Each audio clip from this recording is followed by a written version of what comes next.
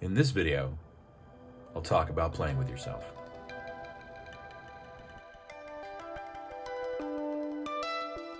No, you won't go blind. You can actually do it anywhere. You might get some strange looks rolling dice all by yourself at the mall or in a public park or at your favorite restaurant or bar, but you can really do it anywhere, and you can do it by yourself. You need very few things. All you need are some dice, access to the monster manual, paper and pencil. Really, that's all you need, and it doesn't take much time. Well, let's get into it. So for this session, what we're doing is basically Dungeons & Dragons Fight Club. It's a monster mash, creature versus creature, and we're using the monster manual from Wizards of the Coast. And what we're doing is we're selecting particular monsters in a particular challenge rating. Now, a challenge rating tells you how great a threat a monster is with regard to the encounter. So this is all described also in the Dungeon Master's Guide in terms of defining your encounters, but the Monster Manual offers a challenge rating for every creature that's listed in the Monster Manual. So what I've done is I've chosen a challenge rating, and I will choose multiple monsters within that same challenge rating to go one-on-one. I'll be rolling all of the attacks for both sides and basically seeing who comes out on top. So there are three main advantages to doing this solo play. One is just having some fun in a short amount of time. And if you don't have other people to join your game, if you just want to kill some time on your own, you can set up this solo play pretty easily. Secondly, it gives the player some meta knowledge about the individual creatures that they may encounter.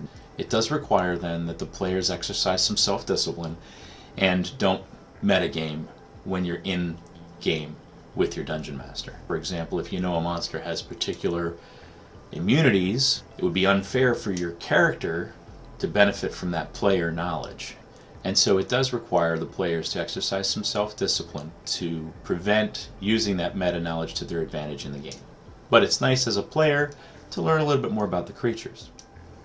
The third benefit is for those of you who do run some games.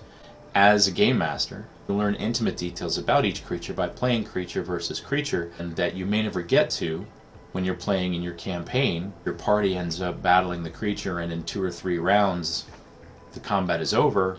You may never get to some of the interesting features on these creatures. So this benefits dungeon masters as well, to be able to interrogate the details and the statistics of the individual creatures through this solo game. So we're going to use challenge rating 8 creatures. I've just arbitrarily selected that creatures with a challenge rating of 8.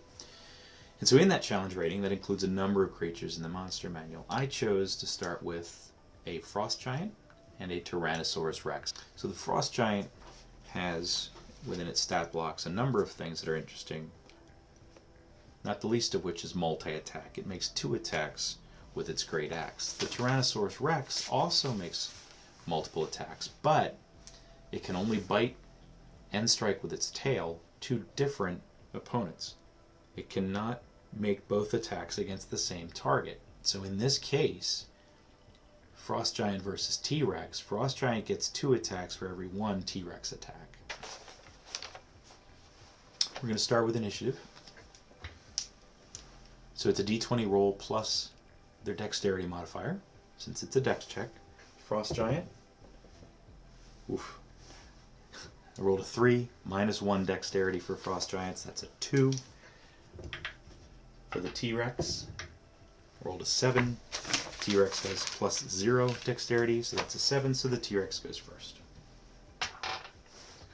Now I'm using the standard average hit points in the monster manual rather than rolling for them. The stat block does give you the opportunity to roll for the hit points if you choose. It also gives you a standard average hit points, and I'm using the standard average hit points, 138 hit points for the Frost Giant and 136 hit points for the Tyrannosaurus Rex. The Tyrannosaurus Rex goes first and makes a bite attack against the Frost Giant.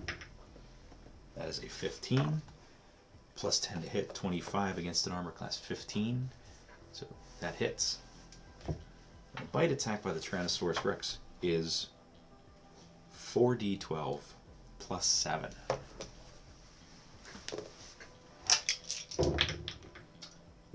not very good. So that's 22. That's cocked. We'll re-roll it. 23, 24, 25 plus 7 is 32. Now it's the Frost Giant's turn. So the Frost Giant swings his Great Axe, makes 2 Great Axe attacks against the T-Rex. I'm just rolling them both at once. 1 crit fail, roll a 1, and an 18 plus 9 to hit. That hits, that's 27. That easily hits the Tyrannosaurus Rex. So 1 hit, 1 miss with the Great Axe against the T-Rex. And the Frost Giant's Great Axe does 3d12 plus 6. So that's 16 plus 6, 22 against the T-Rex. Round 2. The T-Rex bites at the Frost Giant. Oof. That's a 12 to hit. Rolled a 2 plus 10. That does not hit the Frost Giant. The Frost Giant makes 2 Great Axe swings. And that's a 15 and a 4. And they're plus 9 to hit, so that's 24 and 13. And the armor class of the T-Rex is 13, so both of those Great Axe attacks hit. So, in this case, that's 3d12 plus 6 twice, once for each attack. So that's 3d12, that's 12, 17, 19, 20, 21, plus 6. And the second attack, oh, it didn't roll very well there, that's 13 plus 6.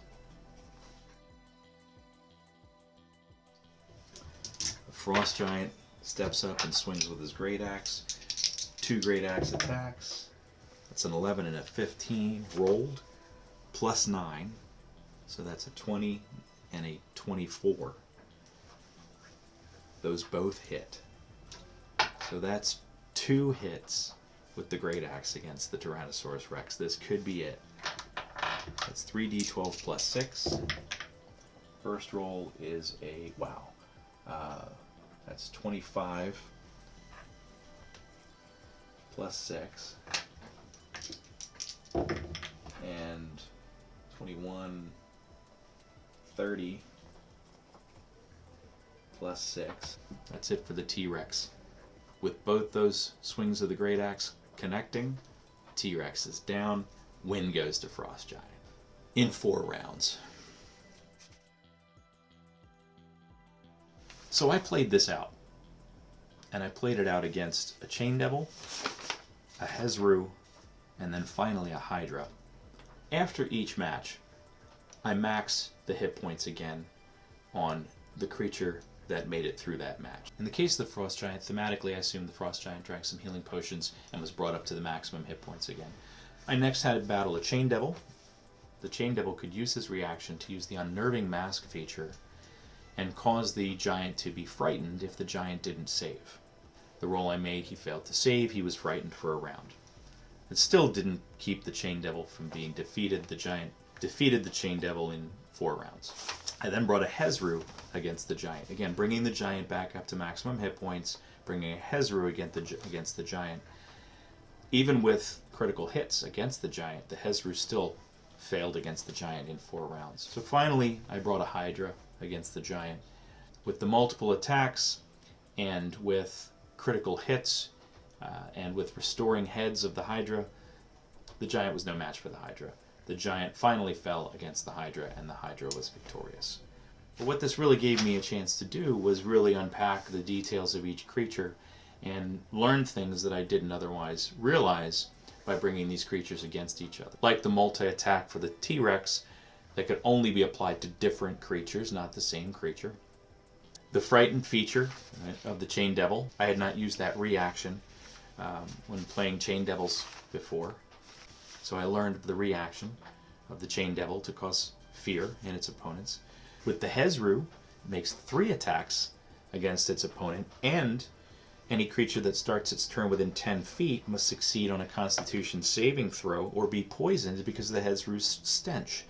The Hydra was the one that was the most fun to play, really unpacking the details of the heads that can restore and the number of attacks by number of heads, and the Giant really posed no threat to the Hydra. The Hydra, within 4 rounds, easily overcame the giant. So that's how you can play with yourself and learn a little bit about Dungeons and Dragons and the creatures that we encounter in this game. You can have some fun with a quick game, roll some dice. You can learn a little bit as a player about these creatures. And as a dungeon master, you can really unpack the features of each creature to really learn about them fully to better prepare for your games. So I hope that helps. I hope you enjoyed it. Don't forget to like and subscribe. See you next time.